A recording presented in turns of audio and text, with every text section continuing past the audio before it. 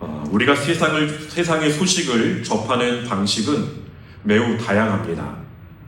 얼마 전까지만 해도 공영방송의 뉴스나 공신력 있는 신문과 잡지를 통해 우리는 다양한 소식을 접할 수 있었습니다. 그러나 인터넷 시대가 들어서면서 이제는 헤아릴 수 없을 만큼의 많은 정보를 다양한 경로로 접하게 되고 있습니다. 예전에는 정해진 시간에 소수의 매체가 전하는 소식을 들었다면 지금은 내가 원하는 시간에 또 원하는 방식으로 원하는 정보를 손쉽게 접할 수가 있습니다. 우리는 말 그대로 정보의 홍수 속에 살아가고 있는 것입니다. 자, 그런데 이러한 때에 한 가지 질문을 던져볼 필요가 있습니다. 그 많은 정보들 가운데 과연 나의 마음을 움직이는 소식은 얼마나 되고 있습니까? 우리는 수많은 뉴스를 접하고도 금세 잊어버리는 것들이 많습니다. 안타까운 사건을 접해도 잠시 나의 마음이 흔들리게 될 뿐 곧 다른 정보들로 인하여서 그 마음은 묻혀버리고 납니다. 정보는 많아졌지만 우리의 마음은 오히려 무뎌지기 쉬운 시대를 살아가고 있다는 것입니다. 자, 오늘 우리가 읽은 느헤미야의 말씀은 바로 한 사람의 마음을 흔든 한 소식에서 시작되고 있습니다. 하나님께서는 예루살렘에 대한 소식을 통해 느헤미야라고 하는 사람의 마음을 움직이셨습니다. 그리고 그 마음의 움직임은 기도로 이어졌고 결국 한 민족을 회복시키는 사명의 출발점이 되었습니다. 그렇다면 도대체 예루살렘에는 무슨 일이 있었기에 그 소식이 느헤미야의 마음을 이토록 움직이게 만들었던 것일까요? 오늘 본문을 이해하기 위해서는 먼저 이 느헤미야가 살던 시대를 함께 살펴볼 필요가 있습니다. 우리 화면에 표를 좀 띄워주시겠습니까? 이스라엘이라고 하는 나라는 원래 하나님께서 세우신 하나의 나라였습니다. 사울과 다윗 그리고 솔로몬 시대에는 하나의 왕국이 되어 하나님을 온전히 섬겼다는 것입니다. 그러나 시간이 흐르면서 이 이스라엘 민족들이 하나님보다 세상을 더 의지하기 시작합니다. 우상을 섬기고 하나님의 말씀을 버렸으며 하나님과의 언약을 가볍게 여겼습니다. 그 결과로 솔로몬 이후의 이스라엘이라는 나라는 북이스라엘과 남유다로 분열되게 됩니다. 먼저 북이스라엘은 하나님을 향해 끝내 돌이키지 않고 BC 722년에 아수르라고 하는 나라에 의해서 멸망하게 됩니다. 그리고 다윗의 왕조가 계속 이어지고 있었던 남유다도 같은 길을 걸어갑니다. 하나님께서는 수많은 선지자들을 보내서 회개를 촉구하셨지만 백성들은 끝내 하나님의 말씀을 외면하였습니다. 결국 BC 586년 바벨론의 느부갓네살 왕은 남유다의 중심이 되는 도시 예루살렘을 완전히 함락시켰습니다. 성은 무너졌고 하나님의 성전은 불탔으며 백성들은 포로가 되어 바벨론으로 끌려가게 되었던 것입니다. 성경에 나오는 다니엘과 에스겔도 바로 이 시대의 포로가 되었던 사람들입니다. 이 당시 백성들에게 가장 아픈 사건이 있었다면 그것은 단순히 나라를 잃었다라고 하는 것뿐만이 아니라 하나님을 예배하던 성전이 무너졌다라고 하는 사실이었습니다. 그들은 절대로 이 성전은 무너지지 않을 것이라고 생각했던 것입니다. 이스라엘 백성들에게 성전은 단순한 건물이 아닙니다. 성전은 하나님의 임재를 상징하는 곳이었고 그들이 하나님의 언약 백성이라는 정체성을 보여주는 중심이었습니다. 그러하기에 성전이 무너지게 되었다는 것은 민족의 자존심과 신앙의 중심이 무너진 사건이었습니다. 자, 그런데 하나님께서는 이스라엘 백성들을 이렇게 심판하시는 것으로 끝내지 않으십니다. 그들이 포로 생활을 이어가던 가운데, 우리 다시 한번 표를 띄워주시겠습니까? 그들이 포로 생활을 이어가던 가운데 하나님은 회복의 길을 또한 준비시켜 주십니다. BC 539년에 바벨론이 무너지고 페르시아 제국이 세워지게 됩니다. 그때 하나님께서는 페르시아 왕 고레스를 사용하셔서 포로들에게 예루살렘으로 돌아갈 기회를 열어주십니다.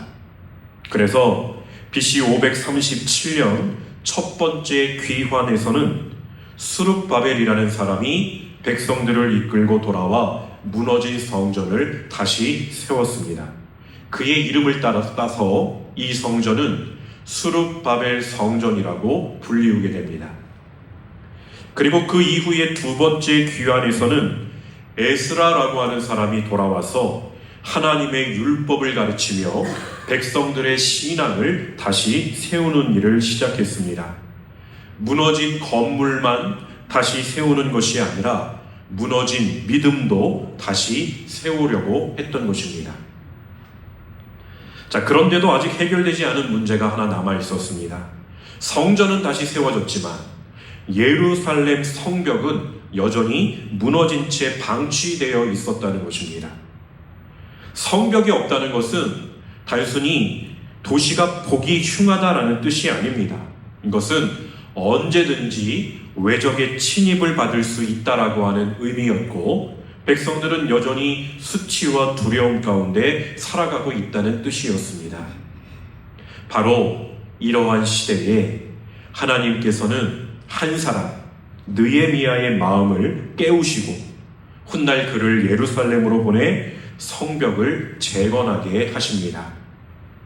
자, 이러한 배경을 가지고 이제 오늘 말씀인 1절에서 3절 말씀을 다시 한번 보도록 하겠습니다. 하가랴의 아들 느헤미야의 말이라. 아닥사스다 왕 제20년 기슬루월에 내가 수산궁에 있는데 내 형제들 가운데 하나인 하나니가 두어 사람과 함께 유다에서 내게 이르렀기로 내가 그 사로잡힘을 면하고 남아있는 유다와 예루살렘 사람들의 형편을 물은즉 그들이 내게 이르되 사로잡힘을 면하고 남아있는 자들이 그 지방 거기에서 큰 환난을 당하고 능욕을 받으며 예루살렘 성은 허물어지고 성문들은 불탔다 하는지라.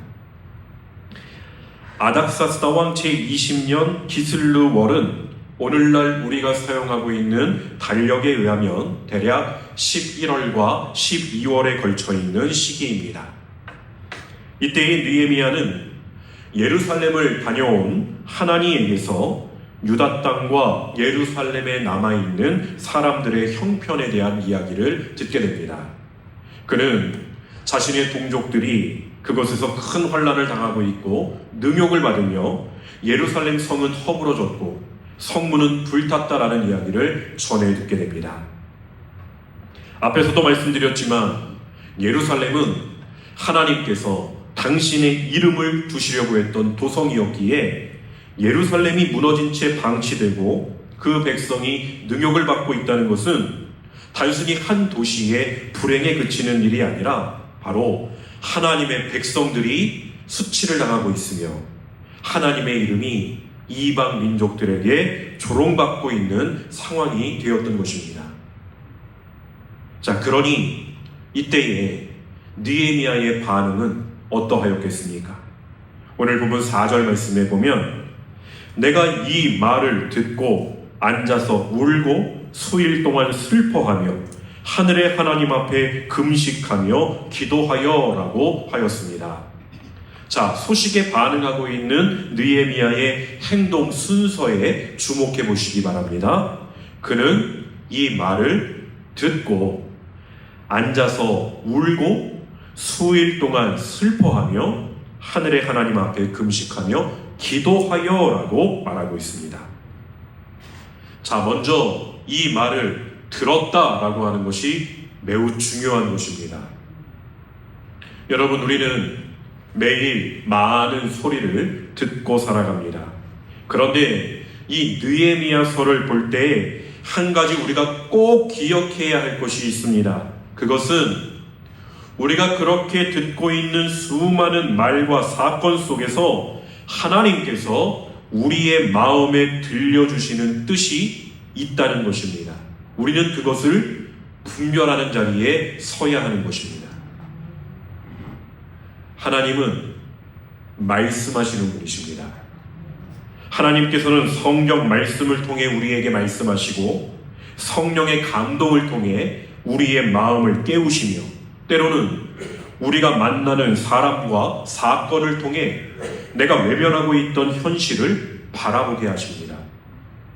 거기에 우리의 가정을 향한 하나님의 뜻이 있고 우리 교회를 향한 하나님의 뜻이 있으며 오늘을 살아가는 나에게 맡기시는 하나님의 부르심이 담겨 있다는 것입니다.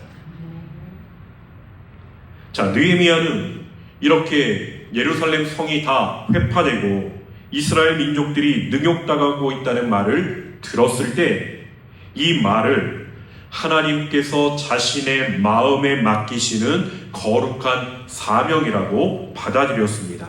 마치 너는 이 무너진 현실 앞에서 어떻게 응답하겠느냐라고 묻는 하나님의 부르심처럼 받아들인 것입니다. 사랑하는 성도 여러분, 바로 이것이 사명의 시작입니다. 사명이란 하나님의 마음을 내가 깨닫고 하나님께서 맡기신 일에 내 삶으로 응답하는 것입니다. 삶으로 응답하는 것이 바로 사명이라는 것입니다. 물론 우리가 살아가면서 듣는 모든 말이 곧 하나님의 명령은 아닙니다. 모든 감정과 모든 부담을 무조건 사명이라고 말할 수도 없습니다. 그런데 분명한 것은 하나님께서는 우리가 듣는 어떠한 말과 또 마주하는 어떠한 현실을 통해 우리의 마음을 특별히 깨우실 때가 있다는 것입니다. 다른 사람은 대수롭지 않게 지나가는데 나에게는 그 일이 계속 마음에 남는 것입니다.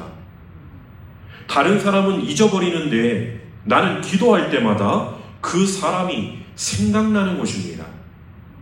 다른 사람은 문제라고 말하는데 나는 그곳에서 하나님이 이루기 원하시는 회복을 바라보게 되는 것입니다.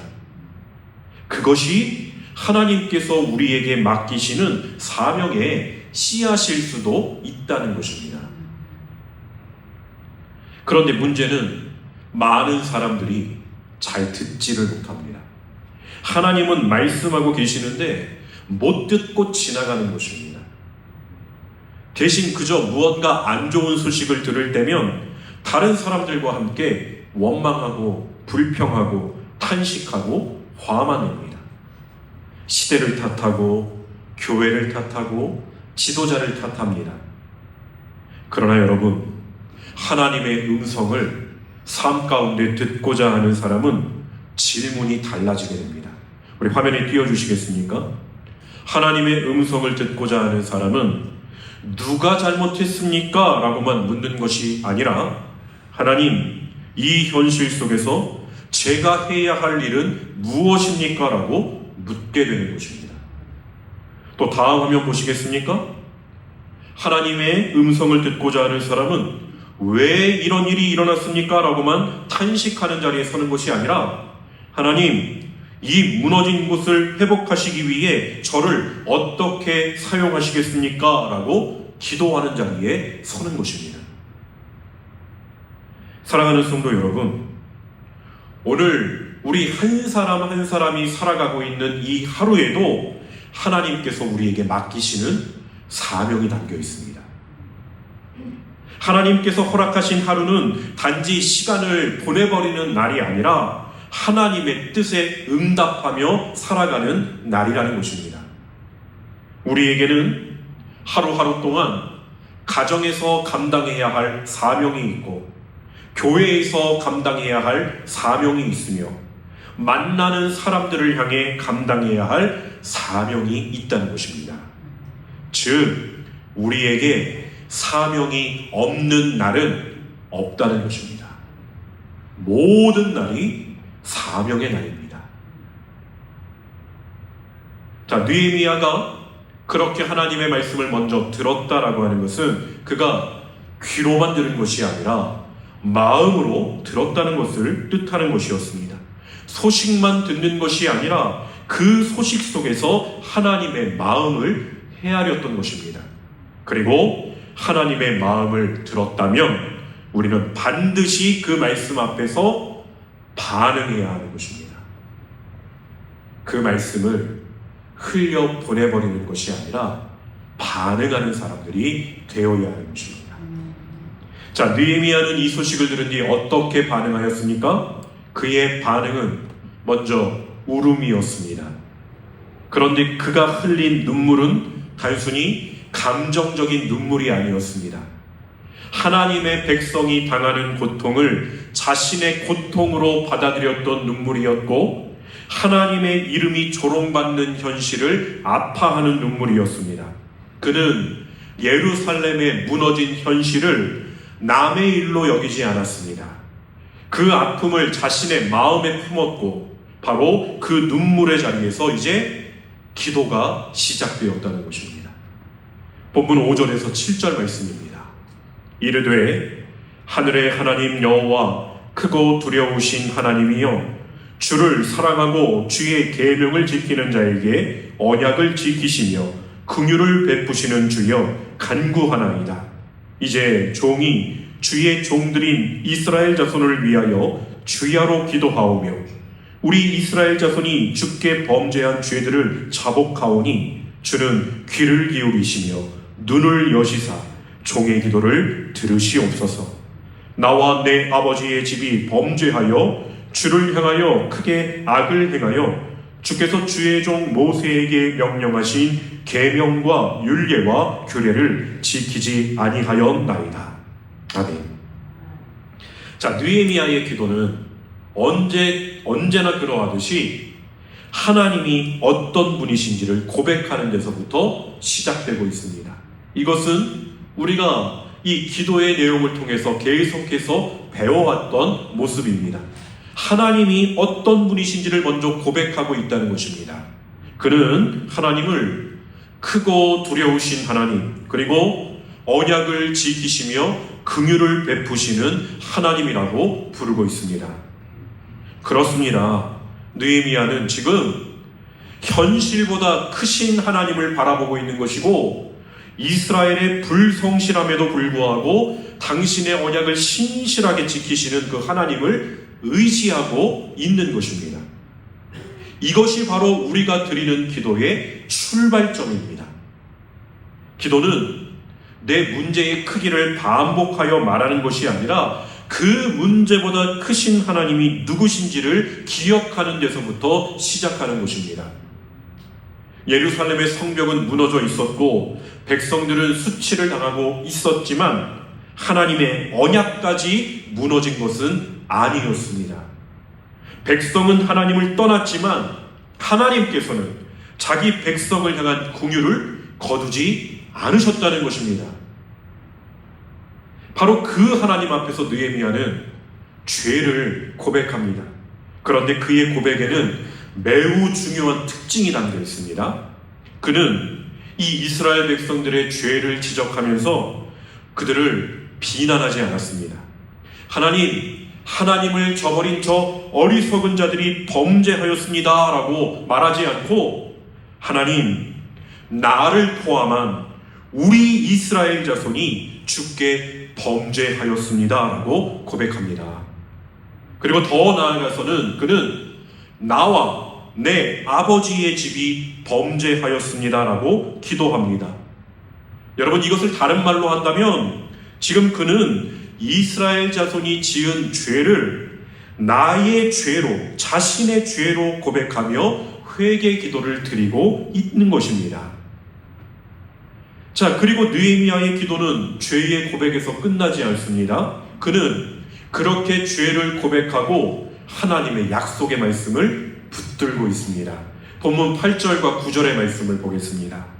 옛적에 주께서 주의 종 모세에게 명령하여 이르시되 만일 너희가 범죄하면 내가 너희를 여러 나라 가운데에 흩을 것이요 만일 내게로 돌아와 내 계명을 지켜 행하면 너희 쫓긴 자가 하늘 끝에 있을지라도 내가 거기서부터 그들을 모아 내 이름을 두려고 택한 곳에 돌아오게 하리라 하신 말씀을 이제 청하건대 기억하옵소서라고 기도했다는 것입니다. 자, 느헤미야는 자신의 생각이나 자신의 판단에 따라 기도하지 않습니다. 그는 하나님께서 이미 주신 말씀을 붙들고 기도했습니다. 하나님께서 범죄한 백성을 흩으시겠다 말씀하셨지만 동시에 그들이 돌이켜 다시 하나님께로 돌아오면 하늘 끝에 그들이 거하고 있을지라도 다시 모으시겠다 약속하신 말씀을 기억하여 달라라고 간구하고 있는 것입니다. 그래서 느헤미야는 마지막 말에 이제 청하건대 기억하옵소서라고 말합니다. 자, 이것은 하나님께서 지금 당신의 약속을 잊으셨다는 뜻이 아닙니다. 하나님께서 친히 하신 그 약속을 따라서 이제 자기 백성에게 긍휼을 베풀어 달라는 믿음의 간구인 것입니다. 이렇게 느헤미야는 이스라엘의 어떠함이 아니라 하나님의 신실하심만을 의지했다는 것입니다. 하나님의 신실하심. 그렇습니다, 여러분. 느헤미야가 회복의 소망을 품을 수 있었던 이유는 바로 여기에 있는 것입니다. 백성을 흩으신 하나님은 회개하며 돌아오는 백성을 또한 다시 모으시는 하나님이시라는 것입니다. 하나님께서는 멀어진 자기의 백성들을 그냥 외면하지 않으신다는 것입니다. 그들이 하나님께로 돌아오려고 마음을 먹으면 다시 품으시고 회복시키시며 하나님의 이름을 두신 자리로 이끄시는 분이시라는 것입니다. 자, 그러하기에 사랑하는 성도 여러분, 오늘 우리가 하나님에게서 아무리 멀리 떠나 있다라고 느껴질지라도 우리가 돌아갈 길이 완전히 막힌 것이 아니라는 것을 우리는 기억해야 합니다. 오랫동안 하나님의 음성을 외면해 왔더라도, 내가 말씀에서 오랫동안 멀어져 있었더라도, 이런 나의 모습이 하나님께 죄송스러워 나아가지 못할 것 같다는 마음을 갖고 있다 하더라도 진실하게 하나님 앞에서 나의 모습을 고백하기만 하면, 그렇게 하나님께로 돌아가려고 하기만 한다면 하나님께서는 우리를 외면하지 않으십니다. 그분은 먼저 우리를 사랑하셨고 다시 돌아오기를 언제나 기다리시며 돌아오는 자를 긍휼로 받아주시는 하나님이시기 때문입니다. 그래서 이제 본문 10절의 말씀을 보면 느헤미야는 이들은 주께서 일찍이 큰 권능과 강한 손으로 구속하신 주의 종들이요 주의 백성이니이다 라고 말하고 있습니다. 비록 이스라엘이 넘어졌지만, 무너졌지만 이 백성을, 당신의 백성을 다시 긍휼히 여기시고 회복하여 달라고 기도하는 것입니다. 그리고 그런 다음 느헤미야의 기도는 마지막 간구로 이어지고 있습니다. 본문 11절의 말씀입니다. 주여 구하오니 귀를 기울이사 종의 기도와 주의 이름을 경외하기를 기뻐하는 종들의 기도를 들으시고 오늘 종이 형통하여 이 사람 앞에서 은혜를 입게 하옵소서 하였나니 그때에 내가 왕의 술관원이 되었느니라. 아멘. 자, 여러분, 여기서 우리는 느헤미야의 기도에 중요한 변화가 일어나고 있는 것을 볼 수가 있게 됩니다. 처음에는 예루살렘의 형편을 듣고 눈물을 흘렸고 이어서 공동체의 죄를 회개했으며 하나님의 언약의 말씀을 붙들고 긍휼을 구하는 기도를 드렸습니다. 그런데 이제 느헤미야는 한 걸음 더 나아가고 있습니다. 그것이 무엇입니까? 하나님께서 그 회복의 일을 이루시기 위해 나를 사용해 달라고 기도하고 있다는 것입니다. 하나님, 당신의 일에 나를 사용하여 주옵소서라고 고백하고 있습니다. 자, 말씀을 보면 느헤미야는 오늘 종이 형통하여 이 사람 앞에서 은혜를 입게 하옵소서라고 말합니다. 자, 여기서 말하는 이 사람은 누구이겠습니까? 바로 페르시아 왕 아닥사스다를 가리키는 것입니다. 당시에 느헤미야는 이 왕의 술관원으로 섬기고 있었다고 하였습니다. 그렇기 때문에 이 왕의 허락이 없이는 그가 예루살렘으로 돌아갈 수도 없었고 하나님께서 맡기시는 일을 시작할 수도 없었습니다. 그러므로 느헤미야는 먼저 하나님께 길을 열어달라고 기도하고 있는 것입니다. 사람을 설득하기 이전에 하나님께 나아갔고 계획을 실행하기 이전에 하나님의 도우심을 먼저 구했습니다. 그는 지금 자신의 지혜나 능력 아니면 자신이 가지고 있는 왕과의 친분을 의지하지 않습니다. 하나님께서 왕의 마음을 움직여 주셔야만이 내가 하나님께서 맡기신 사명을 이룰 수 있습니다라고 하는 것을 고백하고 있는 것입니다. 자, 그런데 여러분, 우리는 여기서 하나님의 관점을 한번 생각해 볼 수 있어야 합니다. 하나님께서는 왜 느헤미야를 왕의 술관원으로 세워 두신 것일까요? 하나님은 왜 그가 그 자리에 있게 하신 것일까요? 단지 좋은 직업을 얻기 위해서였을까요? 아닐 것입니다. 하나님께서는 이 예루살렘을 회복시키시려고 하는 그 계획을 위해 느헤미야를 바로 그 자리에 미리 준비해 두셨다는 것입니다. 느헤미야는 훗날 그 사명을 감당하기 위해 우연히 그 자리에 있었던 사람이 아니라 하나님의 계획 가운데 그 자리에 세워져 있었던 사람이었다는 것입니다. 에스더서에 나오는 에스더도 마찬가지였습니다. 하나님께서는 에스더를 단순히 왕비가 되게 하신 것이 아니었습니다.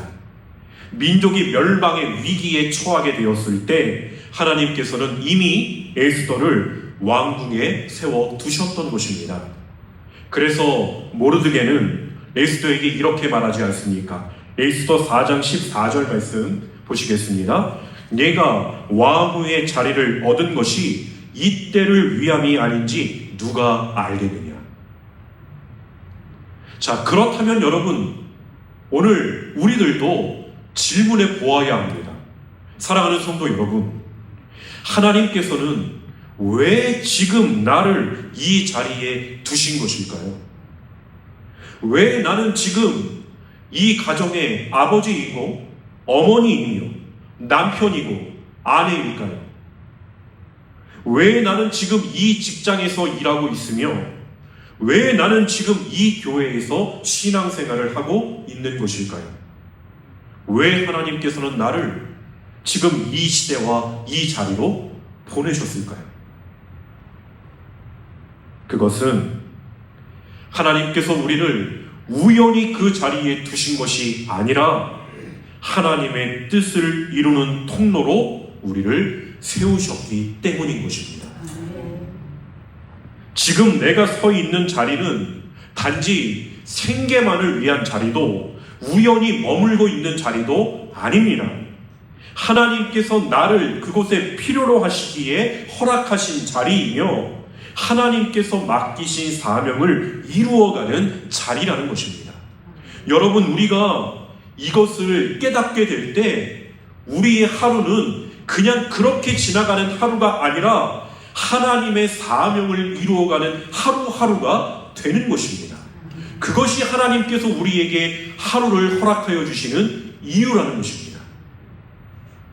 중요한 것은 내가 얼마나 크고 중요한 자리에 있는가가 아닙니다. 하나님께서 왜 나를 지금 이 자리에 두셨는지를 깨닫는 것입니다. 그러니 오늘 하나님 앞에 있는 여러분의 마음을 한번 깊이 돌아보시기를 바랍니다. 오늘 내 삶의 자리에서 나는 어떤 모습으로 살아가고 있습니까? 하루하루를 그저 반복되는 일상으로 여기며 살아가고 있지는 않습니까? 혹시 내 현실의 문제에 짓눌려서 왜 내 삶은 이렇게 허무한가? 하나님 왜 저를 이런 환경 속에 두셨습니까? 왜 나만 이렇게 힘든 길을 걸어가야 합니까? 라고 탄식하며 살아가고 있지는 않으십니까? 말씀을 정리하려고 합니다. 때로는 우리의 삶에 이해할 수 없는 순간들이 있습니다. 당장 하나님의 뜻이 보이지 않을 때도 있고 지금 서 있는 자리가 너무 답답하고 막막하게만 느껴질 때도 있습니다. 그러나 오늘 느헤미야를 통해 우리는 한 가지를 배우게 됩니다. 그것은 나의 현실이 무거운 짐처럼 느껴지는 자리일지라도 하나님의 뜻을 여전히 나에게 말씀하고 계시는 하나님의 뜻 음성을 듣게 되면 그 자리는 더 이상 절망의 자리가 아니라 하나님께서 맡겨주신 사명의 자리가 되고 평범하게 흘러가는 하루도 하나님께서 일하시는 은혜의 시간이 된다는 것입니다. 그러므로 사랑하는 성도 여러분, 오늘도 내게 말씀하고 계시는 하나님의 뜻을 분별하기를 애쓰시고 기도 가운데 성령의 깨우치심을 구하며 삶의 현실 속에서 말씀에 합당하게 응답해 나가기를 포기하지 않는 저와 여러분이 되기를 간절히 소망합니다. 예수님께서는 예수님과 우리와의 관계를 목자와 양에 비유하시며 이렇게 말씀하셨습니다. 요한복음 10장 27절 말씀입니다. 우리 함께 읽어보시겠습니까? 내 양은 내 음성을 들으며 나는 그들을 알며 그들은 나를 따르느니라. 아멘. 그리스도인은 주님의 음성을 들으며 살아가는 사람들입니다. 예배 가운데, 말씀 가운데, 기도 가운데, 그리고 우리의 일상의 순간순간 하나님께서 들려주시는 음성에 귀를 기울이며 그 말씀에 순종하는 사람들이 되시기를 바랍니다. 내게 주어진 삶의 시간 속에서 하나님이 나에게 하시는 말씀을 잘 들을 수 있도록, 그래서 오늘도 사명의 날로 살아가는 저와 여러분이 될 수 있기를 주님의 이름으로 간절히 축원드립니다. 기도하겠습니다. 오늘도 여전히 우리에게 말씀하고 계시는 하나님, 느헤미야가 예루살렘의 소식 속에서 하나님의 마음을 알게 되었던 것처럼 우리도 오늘의 삶 속에서 들려주시는 하나님의 음성을 듣는 믿음을 허락하여 주옵소서. 현실이 무겁고 삶이 버겁게 느껴질 때에도 왜 나입니까? 라는 물음보다는 하나님, 이때를 위하여 저를 어떻게 사용하시겠습니까? 라고 기도할 수 있는 믿음을 우리에게 더하여 주시옵소서. 오늘도 목자의 음성을 듣고 기쁨으로 따르는 주님의 양이 되어 우리의 삶을 통해 무너진 곳이 회복되고 하나님의 이름이 높임받게 하시기를 간절히 원하오며 우리를 부르시고 끝까지 함께하여 주시는 예수 그리스도의 이름으로 간절히 기도드립니다. 아멘.